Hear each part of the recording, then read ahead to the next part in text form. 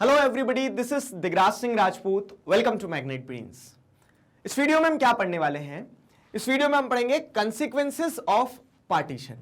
पिछले वीडियो में हमने क्या पढ़ा? पिछले वीडियो में मैंने आपको बताया कि पार्टीशन हो गया। अब वो जो पार्टीशन हुआ ना, तो जितने आसानी से हमने कह दिया कि पार्टीशन हो गया, उतना आसान नहीं था। तो जो प्रोसेस ऑफ पार्टीशन थी वो बड़ी डिफिकल्ट थी, उसमें अपने चैलेंजेस थे। वो सारी चीजें हमने पिछले वीडियो में डिस्कस की है। अब इस वीडियो में हम क्या पढ़ने वाले हैं कि पार्टीशन के बाद में क्या कंसिक्वेंसेस सहना पड़ा on both the sides, in Pakistan also and in India also. ठीक है, what people have suffered, what was the impact of partition, all these things we are going to discuss in this video. Clear हुआ? ठीक है, तो theme समझ में आई आपको? अब जैसे हम बात करें तो 1947, ठीक है, अगस्त 1947 द ईयर ऑफ पार्टीशन। तो अगर हम इस साल की बात करते हैं ना, तो यहां पे पार्टीशन के बहुत सारे नेगेटिव कंसिक्वेंसेस थे। क्या थे नेगेटिव कंसिक्वेंसेस, वो हम आपको समझाएंगे। और देखो एक चीज समझ लेना कि पार्टीशन से ऐसा नहीं कि लोगों ने बहुत बढ़िया पार्टीशन हो गया ताली बजाओ, नहीं, कंसिक्वेंसेस जो थे वो पूरी तरह से नेगेटिव थे। क्यों? क्योंकि लोगों की पॉलिटिकल एस्पिरेशंस, चाहे कुछ लोगों की, ठीक है, कुछ लीडर्स की पॉलिटिकल एस्पिरेशंस फुलफिल हुई होगी, लेकिन लार्ज स्केल पे जो लोग, आम जनता ने सफर किया ना, वो आम जनता की सफरिंग्स जो है वो पार्टीशन के कंसिक्वेंसेस को नेगेटिव बना देती है। फाइन, तो जैसे अगर आप देखोगे यहां पे आपको आपके आंसर को इस तरह से डायरेक्ट स्टार्ट करना, और इनफैक्ट यहां पे एक डायरेक्ट क्वेश्चन भी बनता है कि what were the consequences of partition, what was the impact of partition.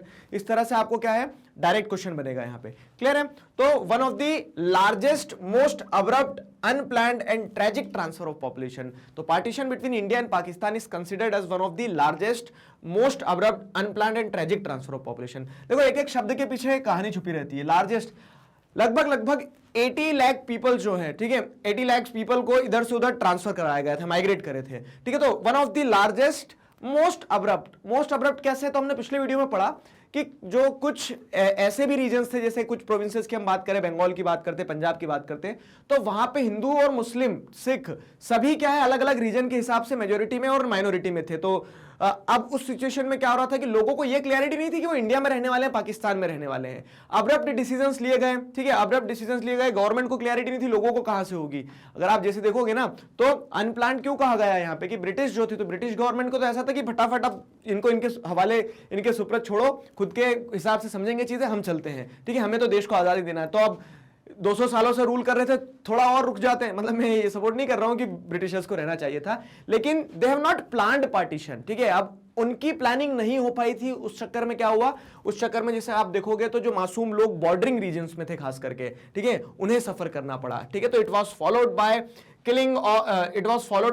Killing on large scale and atrocities. ठीक है, लाखों की तादाद में लोग मरे। जैसे मैंने बताया 80 लाख लोगों को इधर से उधर होना पड़ा था, तो उसमें से एक बड़ा चंक जो था 5 लाख 10 लाख लोगों की जाने जाती हैं। ठीक है, बहुत सारे लोग क्या हो जाते हैं, घूम जाते हैं, मतलब उन्हें पता नहीं रहता। आप छोटे बच्चे घूम गए, कौन मम्मी कौन पापा, ठीक है, तो इस तरह से क्या है कि बहुत सारे लोग बेघर हो गए, बहुत सारे लोग अनाथ हो गए माता पिता होते हुए, बहुत सारे लोगों की जाने चले गई। फाइन, और उन्होंने एट्रोसिटीज सफर की। जो जिंदा रह गए तो वो जीते जी मर रहे थे। खास करके वुमेन की सिचुएशन बहुत खराब थी। अभी बताएंगे वुमेन ने क्या सफर किया। ठीक है, तो इस तरह से क्या है, लार्ज स्केल किलिंग और एट्रोसिटीज को सफर करना पड़ा। Cities like Lahore, Amritsar and Kolkata became divided into communal zones. अब अगर आप समझोगे ना, तो देखो लाहौर, अमृतसर और कोलकाता की अगर हम बात करते हो, तो ये कौन सी सिटी से, बॉर्डरिंग रीजन पे है। ठीक है, ये कोलकाता की आप बात करोगे तो बंगाल प्रोविंस जो हमने पढ़ा था, तो बंगाल प्रोविंस का इंपॉर्टेंट सिटी था। लाहौर, अमृतसर की बात करोगे तो ऐसी कहावतें चलती थी कि we should have lunch in Lahore and dinner in we should have lunch in Amritsar and dinner in Lahore. तो इस तरह से एक कम्युनल हार्मनी का माहौल था पूरा का पूरा देश में, लेकिन वो पार्टीशन के चलते क्या हो गया, डिस्ट्रस्ट में, वायलेंस में, डिसहार्मनी में कन्वर्ट हो गया। ठीक है, तो ये समस्या हुई। ये सारे रीजन्स कम्युनल जोन बन गए। तो जहां पे जो मेजोरिटी में, हिंदूज मेजोरिटी में है, तो मुस्लिम्स के ऊपर अत्याचार हो रहा है, मुस्लिम्स जहां मेजोरिटी में थे तो हिंदूज के ऊपर अत्याचार हो रहा है। और खासकर इस रीजन में तो आपको क्या देखने को मिलेगा, सिख और मुस्लिम्स के बीच में बहुत ज्यादा कंफ्लिक्ट होते हैं। इनफैक्ट आप देखोगे तो पार्टीशन से पहले एक बड़ा सुंदर सा पंजाबी कल्चर आपको देखने को मिलेगा। पंजाबी पठान्स का कल्चर जो है, तो वो इंडिया और पाकिस्तान का जो पंजाब प्रोविंस था पूरा का पूरा, उसमें आपको देखने को मिलता है। लेकिन पार्टीशन ने सारी चीजों के ऊपर क्या कर दिया, सारी चीजों के ऊपर खून के दाग लगा दिए। ठीक, ये सारे कंसिक्वेंसेस थे। इसी के साथ साथ अगर आप समझोगे ना, तो नेगेटिव कॉन्सिक्वेंसेस सफर कौन करेगा? देखो, सफर करने वाली माइनॉरिटीज रहेंगी, माइनॉरिटीज बोथ दी साइड्स, ठीक है, दोनों साइड पे जो माइनॉरिटी में आ गया, अब वो सिख है, हिंदू है, मुस्लिम है, वो डिपेंड नहीं करता, लेकिन जो कम संख्या में रह गए थे, न्यूमेरिकली कम रह गए थे, न्यूमेरिकली लेस थे, उन लोगों ने सफर किया, ठीक है, क्योंकि उनको अब क्या नंबर्स में वो कम है ना, तो चारों तरफ से अगर मान लो मुस्लिम से घिरे हुए सिख थे, हिंदू थे, वो परेशान थे, चारों तरफ से हिंदू से सिख से घिरे हुए मुस्लिम थे, वो परेशान थे। तो इस तरह से minorities on both sides of the border fled their home and often secured temporary shelter in the refugee camps। अब जो माइनॉरिटीज थे, चिंता में थे, घर छोड़ छोड़ के भाग के कहां जाएंगे, अगर बॉर्डर पार नहीं कर पाए, ठीक है, तो उस केस में वो रेफ्यूजी कैंप्स में छुप जाते थे।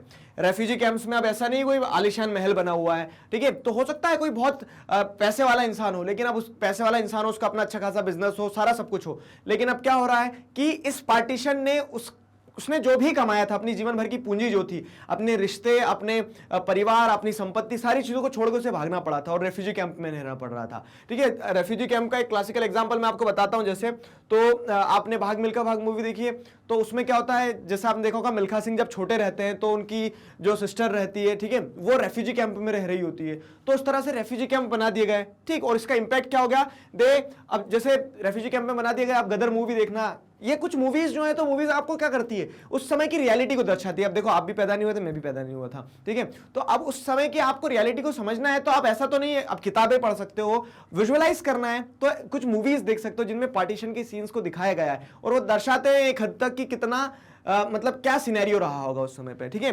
अब इसका इंपैक्ट क्या होगा, जैसे माइनॉरिटीज को रेफ्यूजी कैंप में रहना पड़ता था, they travelled to other side of the new border by all sort of means, often by foot, पैदल पैदल लोगों को बहुत लंबा लंबा चलना पड़ता था, ठीक है, दूर दूर तक जाना पड़ता, उन्हें लगता था बस सेफ जोन में पहुंच जाएंगे हम। Even during this journey they were often attacked, killed और रेप्ड, ठीक है। गदर मूवी देखना आप, तो उसमें क्या होता है कि वो एक गाना का सीन रहता है, बीच में जब लोग दोनों साइड लाइन बना के जा रहे होते, कोई एक पत्थर मार देता, तो पत्थरबारी चालू हो जाती है, ठीक है। तो इस तरह से उनकी जर्नी के टाइम पीरियड में भी, मतलब पार्टीशन हो गया, 1 महीने हो गए, 2 महीने हो गए, लेकिन लोग जब एक दूसरे को देखते थे तो एक दूसरे के दुश्मन बन जाते थे, इस तरह से किलिंग, ठीक है, अटैक्स, रेप्स, वुमेन को सबसे ज्यादा सफर करना पड़ा, ठीक है। तो ये सारी समस्याएं थी। For lakhs of these refugees the countries freedom meant life in refugee camps, ठीक है, for months and sometime for year, and this is the exact line, ठीक है। इस चीज को समझना अच्छे से कि लाखों ऐसे लोग, जैसे अब कोई, अगर मान लो कोई मध्य प्रदेश का था, या फिर हम और साउथ इंडिया में आ जाते हैं, उसने उतना सफर नहीं किया होगा, इनफैक्ट उसने इंडिपेंडेंस को एंजॉय किया होगा कि चलो आजाद हो गए, लेकिन ये जो लाखों रेफ्यूजीज थे ना, इन लोगों के लिए इंडिपेंडेंस का मतलब क्या हो गया पता है, इन लोगों के लिए आजादी का मतलब ये हो गया कि आजादी का मतलब अब हमें जीवन अपना रेफ्यूजी कैंप में गुजारना होगा, ठीक है, कुछ महीनों के लिए और इनफैक्ट कुछ सालों तक के लिए। तो उस तरह से समस्याएं जो हैं, एक सेक्शन ने, और खास करके बॉर्डरिंग रीजन्स में एक सेक्शन ने बहुत सफर किया, ठीक है। मूवी देखना तो आपको थोड़ा वो कंटेक्स्ट मिलेगा। फिर क्या है, एट्रोसिटी सफर्ड बाय वुमेन। अब अगर हम बात करें स्पेसिफिकली वुमेन ने क्या सफर किया, तो आप देखोगे कि thousands of women were abducted on both sides of the border, ठीक है, दोनों ही साइड, बॉर्डर की दोनों ही साइड पे विमेन को क्या किया गया। अब देखो, विमेन वल्नरेबल सेक्शन में आ जाती है, आप देखोगे तो सोसाइटी, पैट्रियार्कल सोसाइटी पाकिस्तान में, इंडिया में रही है, विमेन वल्नरेबल सेक्शन में आ जाती है। आज की विमेन एम्पावर्ड है, फिर भी उस समय पे विमेन वल्नरेबल सेक्शन में आ जाती थी, तो विमेन को उठा लिया जाता था, अगवा कर लिया जाता था। They were made to convert to the religion of the abductor, ठीक है। अब क्या होता है कि जिसने उठा के ले गया, वो सिख भी हो सकता था, हिंदू भी हो सकता था, मुस्लिम भी हो सकता था, जिसने भी उठा के ले गया वुमेन को, वो क्या करता था, उसका धर्म परिवर्तन करवा देता था, शादी करने पे मजबूर कर देता था उसको, ठीक है, कि मेरे साथ शादी कर। फिर क्या होता था, in many cases women were killed by their own family members to preserve the family honour, ठीक है। अब देखो, पुरानी सोसाइटी को अगर आप समझोगे, पैट्रियार्कल सोसाइटी, वो तो समझा, उसके उसी के साथ साथ क्या है, मान मर्यादा, इज्जत, फैमिली ऑनर, ये सारी चीजें बहुत मायने रखती थी लोगों के लिए। तो उस केस में क्या होता था, उन्हें जब समझ में आता था कि अब हम नहीं बच पाएंगे, ठीक है, अब हम नहीं बच पाएंगे, तो घर की महिलाओं को वो खुद ही मार देते थे इन डिफेंडिंग दी फैमिली ओनर। उन्होंने सोचा कि अगर ये जिंदा रह जाएगी तो शायद इसको कोई दूसरे धर्म का इंसान क्या करेगा, उठा के ले जाएगा, तो फिर सोच जहां तक जा सकती थी। तो इस तरह से क्या है, लोगों को, महिलाओं को कभी कभी फैमिली ऑनर के नाम पे मार दिया जाता था। तो ये सारी एट्रोसिटीज जो है, these were the consequences of partition, getting the idea, ठीक है। अब आप चीजों को समझ पा रहे हैं। कहानी है सादत हसन मंटो, जैसे भी आप अगला पॉइंट देखोगे ना, तो वहां पे आपको क्या कह सकते हैं कि राइटर्स का कंट्रीब्यूशन भी देखने को मिलेगा, कि ऐसा नहीं है कि पार्टीशन से सभी लोग, मतलब खुश तो कोई नहीं था कि पार्टीशन को लोग एक्सेप्ट कर रहे थे, लोग उसके अगेंस्ट में लिख रहे थे बहुत ज्यादा। लोगों ने कंसिक्वेंसेस को अपनी राइटिंग्स, अपने कलम के थ्रू पेपर पे उतारने की कोशिश करी। कैसे, तो आप देखोगे बहुत सारे राइटर्स थे, इनफैक्ट सादत हसन मंटो की बहुत सारी कहानियां हैं, उसमें से कुछ इंपॉर्टेंट कहानियां जो पार्टीशन की थीम पर बेस्ड है, ठीक है। तो एक खोल दो कहानी है, वो पढ़ना आप, ठंडा गोश्त है, ठीक है। तो ऐसी कहानियां, एक फिर एक कहानी का यहाँ पे भी मतलब एक वो दिया गया हॉस्पिटैलिटी डिलीड, तो इसमें बताया गया कि किस तरह से ट्रेन आई तो उन्होंने देखा कि मतलब जो स्वागत करने वाले लोग थे उन्होंने क्या देखा कि हमारे धर्म के जो लोग हैं उनको हलवा पूरी खीर सारी चीजें खिलाओ, और जो दूसरे धर्म के हैं देवर स्लॉटर्ड, ठीक है, स्लॉटर्ड लाइक एनिमल, जानवरों की तरह उन्हें मार दिया गया। तो ये क्या दर्शाता है? ये दर्शाता है कि किस तरह से हार्मनी जो है पूरी तरह से खत्म हो चुकी थी। और इनफैक्ट वो लोग क्या कहते हैं कि जो अपनी कम्युनिटी के लोग जिन्हें बचाया उन्होंने ट्रेन में से, बोलते हैं कि वो तो हमें ट्रेन की खबर मिलना लेट हो गई, डिले हो गया थोड़ा सा, नहीं तो हम आपका क्या करते हैं, स्वागत और अच्छी तरह से करते। तो मतलब कैसा स्वागत है? आपने एक कम्युनिटी के लोगों को आपने जान से मार दिया, दूसरी कम्युनिटी के लोगों को बचा रहे हो आप। तो उस कंटेक्स्ट को समझाया है कि कैसे लोग जो थे जानवर बन गए थे, ठीक है। अब कहीं ना कहीं इसमें जैसे अगर आप समझोगे ना तो डिस्ट्रस्ट जो बढ़ता चले गया, तो गवर्नमेंट के स्टेप पार्टीशन और पार्टीशन का जो रिपरकेशंस आपको देखने को मिलेंगे तो वो ये वायलेंस था, ठीक है। तो writers, poet and film makers in India and Pakistan have expressed the ruthlessness of killing and the sufferings of displacement and the violence in their novels, short stories, poems and films, ठीक है। While recounting the trauma of partition, they have often used the phrase that the survivors themselves used to describe partition as division of hearts. मैंने आपको बताया कि एक harmony थी, ठीक है, लोग जो थे मिलके रहते थे। अब हिंदू मुस्लिम्स के बीच में रिफ्ट था लेकिन फिर भी मिलके रहते थे। आपको कह सकते हैं कि एक क्या एक मल्टी कल्चरल सोसाइटी देखने को मिल रही थी। लेकिन क्या होता है कि ये पार्टीशन ने उस सिर्फ देशों को डिवाइड नहीं किया, दिलों को डिवाइड कर दिया था, ठीक है। तो डिवीजन ऑफ हार्ट, राइटर्स ने इस फ्रेज का इस्तेमाल किया। इनफैक्ट डिवीजन ऑफ हार्ट के साथ साथ में क्या है, एडमिनिस्ट्रेटिव लाइन पर अगर आप देखोगे डिवीजन हो गया, देश दो हिस्सों में बढ़ गया।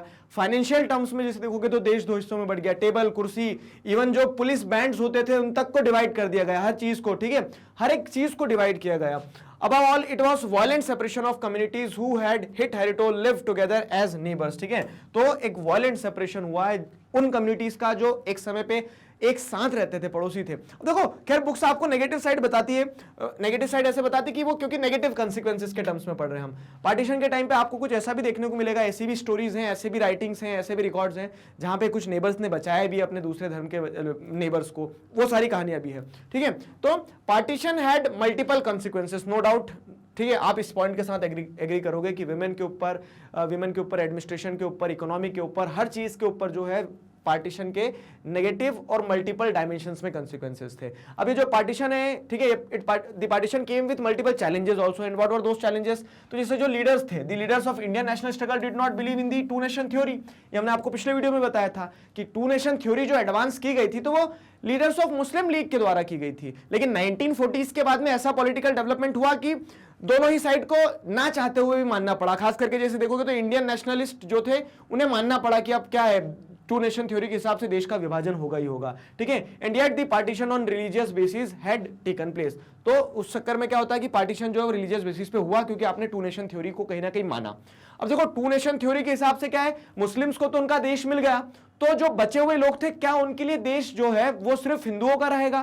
क्वेश्चन समझ पा रहे हो, ठीक है। Did that make India Hindu nation automatically? Two nation theory के हिसाब से पार्टीशन जब हुआ है तो उसका मतलब जो बचा हुआ इंडिया था वो हिंदुओं के लिए ही रहेगा क्या? ठीक है, उससे एसोसिएटेड क्वेश्चंस आ जाएंगे। जैसे अगर आप समझोगे तो उस समय इंडिया में देखो, पाकिस्तान के कंपैरिजन में देखोगे ना तो पाकिस्तान में हिंदूज का, सिख का जो शेयर था पॉपुलेशन का वो बहुत कम था पार्टीशन के टाइम ही, 1951 के जैसे सेंसस के हिसाब से बात की जाए तो। लेकिन इंडिया में आप देखोगे तो इंडिया में 12% उस समय पे मुस्लिम्स की पॉपुलेशन थी, ठीक है। तो पूरे देश में मुस्लिम्स फिर भी सेफ सिक्योर फील करते थे। इनफैक्ट बहुत सारे मुस्लिम राइटर्स ने, लीडर्स ने कहा कि पाकिस्तान तो हम कभी जाएंगे ही नहीं उस तरह से, ठीक है।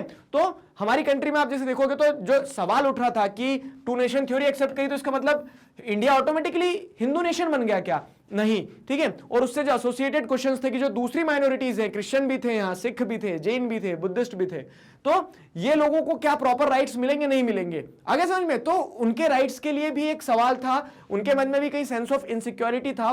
तो उन सारी चीजों को क्लियर करते हुए जैसे अगर आप देखोगे तो इंडिया का क्या स्टैंड था वो भी हम समझाएंगे, ठीक है। तो पार्टीशन से जो प्रॉब्लम थी वो रूट कॉज वही टू नेशन थ्योरी में थी, ठीक है। There were competing political interest behind these conflicts. कैसे कंपीटिंग पॉलिटिकल इंटरेस्ट थे कि वो जो वायलेंस भी हो रहा था ना, उस वायलेंस के पीछे भी लोगों के पॉलिटिकल एस्पिरेशंस थे। जैसे मुस्लिम लीग ने क्या कह दिया था, मुस्लिम लीग ने कह दिया था कि मुस्लिम्स के इंटरेस्ट को सिक्योर करने के लिए पाकिस्तान बना है। तो वहां पे अब क्या है, जो हिंदू पॉपुलेशन, जो सिख पॉपुलेशन, जो जैन पॉपुलेशन थी, वो सफर कर रही थी। तो Muslim League was form to protect the interest of Muslim in colonial India. वैसे आप देखोगे तो हिंदू ऑर्गेनाइजेशंस भी बनी थी कुछ, ठीक है। Similarly there were organisations which were trying to organise the Hindus in order to turn India into a Hindu nation. Hindu Mahasabha की बात करते हैं, ठीक है। तो उस तरह से क्या ऑर्गेनाइजेशंस दोनों ही एक दूसरे के अपोजिट में खड़ी हुई थी, ठीक। अब क्या हो रहा है, हम आपसे बोलेंगे कि चलो पाकिस्तान में जो हुआ वो हुआ, ठीक है, लेकिन इंडिया का क्या स्टैंड था। तो what was the idea of India. और जब हम इंडिया की बात करते हैं तो इंडिया में सिर्फ हिंदू नहीं है, इंडिया में सिर्फ मुस्लिम नहीं है, इंडिया में सिर्फ क्रिश्चियन नहीं है, इंडिया में सिर्फ सिख नहीं है। इंडिया एज ए नेशन जो है उसका क्या आइडिया था, ठीक है। तो इंडिया एज ए नेशन की अगर हम बात करेंगे ना, तो India must treat person of all religion equally and that India should not be a country that gave superior status to adherents of one faith and inferior to those who practice another religion। समझ में आ गया ना। तो partition के time जब इतना violence हो रहा था, जो एक क्वेश्चन उठ रहा था कि टू नेशन थ्योरी सपोर्ट करके जब दो देश बने तो क्या इंडिया जो है ऑटोमेटिकली हिंदू स्टेट बन गया।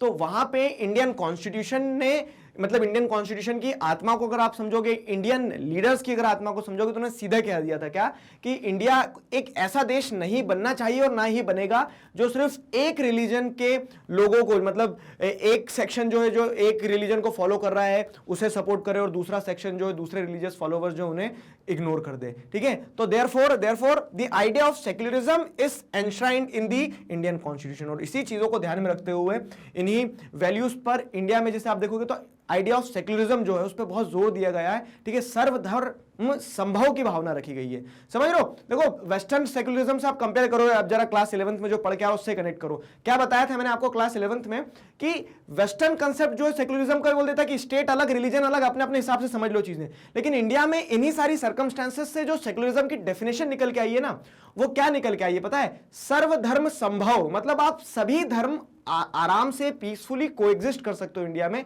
इंडिया इस तरह की रिलीजियस टॉलरेंस को अपहोल्ड करता है, ठीक है। तो इंडियन वैल्यूज को, मतलब आज भी जैसे अगर आप देखोगे, आप क्या अभी आप उस एज में हो कि आपको मल्टीपल आइडियोलॉजी वाले लोग आपसे इंटरेक्ट करेंगे, ठीक है। कुछ बहुत एक्सट्रीम होंगे, कुछ बहुत लिबरल होंगे। तो आपको एक चीज समझना होगी क्या कि इंडिया की जो वैल्यू है ना, इंडिया की वैल्यू अपने आप में इतनी ज्यादा चेयरफुल है, इतनी ज्यादा इनकॉर्पोरेटिव है, इतनी ज्यादा पीसफुल को एग्जिस्टेंस पर डिपेंड करती है कि उस तरह के आइडियाज जो है वो एग्जिस्ट ही नहीं करना चाहिए, ठीक है। तो ये आपको चीजें समझ में आई, ये चीजें समझ में आई। मतलब इंडिया, देखो लोग हो सकते हैं खराब, लोग खराब हो सकते हैं। इनफैक्ट क्या होता है, उस सोच के चलते ही लोग क्या करते हैं, अपने अपने हिसाब से मैनिपुलेटिव चीजों को बनाते हैं। आई एग्री विद दैट, ठीक है। लेकिन आप इंडियन वैल्यूज को समझेंगे, इंडिया एज ए नेशन की वैल्यूज को समझेंगे ना, तो we have very high sounding ideals, ठीक है। तो आइडियलिज्म की अगर हम बात करें तो we have very high ideas and ideals। Clear हुआ। So these were the consequences of partition which we have discussed just now। अब हम नेक्स्ट वीडियो में क्या करेंगे, अब जैसे आपने देखा कि हाँ पार्टीशन से जुड़ा हुआ क्या एक चैलेंज था, समझ में आया ना। तो पार्टीशन की प्रोसेस, पार्टीशन के कंसिक्वेंसेस, वो सारी चीजें। अब अगर हम जैसे चैप्टर के दूसरे जोन में जाएंगे तो हम दूसरे जोन में चीजों को कैसे समझेंगे, हम समझेंगे कि जो प्रिंसली स्टेट्स का इंटीग्रेशन भी एक बड़ी प्रॉब्लम थी। उससे पहले एक टॉपिक आपका आएगा महात्मा गांधी सेक्रीफाइस। तो ये जो पूरा कंटेक्स्ट चल रहा है इसमें देखो महात्मा गांधी को क्या सेक्रीफाइस करना पड़ा था, तो उनकी कह सकते हैं डेथ की एक जो पूरी की पूरी स्टोरी है वो यहाँ पे बताई गई है नेक्स्ट वीडियो में, जिससे हम क्या करेंगे, बॉक्स में पढ़ेंगे, थोड़ा सा आपको एक आइडिया मिलेगा, ठीक है। मैग्नेट बेंच पर किंडरगार्टन से क्लास 12 तक इसी तरह से सभी सब्जेक्ट्स, चैप्टर्स, टॉपिक, सब टॉपिक, सब कुछ सिस्टमैटिक वे में वीडियो लेक्चर्स के फॉर्मेट में अवेलेबल हैं, जिन्हें हम बहुत आसानी से पढ़ सकते हैं, समझ सकते हैं, घर बैठे अपना सिलेबस कंप्लीट कर सकते हैं। अपने जूनियर्स और सीनियर्स को जरूर बताइए मैग्नेट बेंच के बारे में। मिलते हैं नेक्स्ट वीडियो में। Till then stay connected, keep learning. Thank you very much.